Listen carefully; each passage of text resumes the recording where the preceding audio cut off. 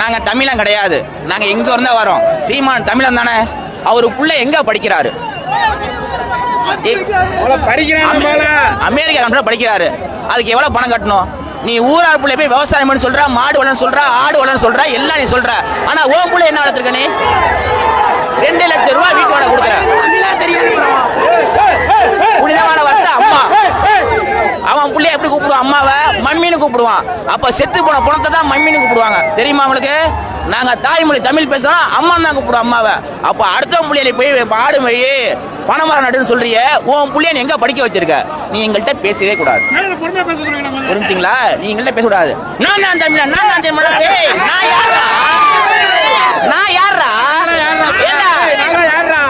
இருமா. நான் யாரா? இருமா. நீ தமிழன் சொல்ற, அப்ப நான் யார்? ஏன் புள்ள தமிழ படிச்சுக்கிட்டு இருக்க? உன் புள்ள தமிழன் தானே. அப்படி தமிழன் படிக்க வைக்கணும். நீ ஏன் 25 செலவு படிக்க வச்சிருக்க போய்? ரைட்டா?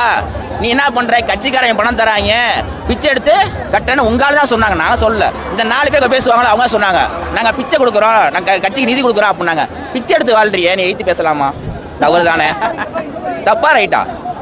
ஒரு ஆளை குறை சொல்லலாம், ஆனா ரொம்ப கேவலம் குறை சொல்லக்கூடாது. புரிஞ்சுங்களா? உனக்கு பேசணும் வச்சுக்கோ, 4 பேர் பேசுவாங்க, 5 பேர் பேசுவாங்க.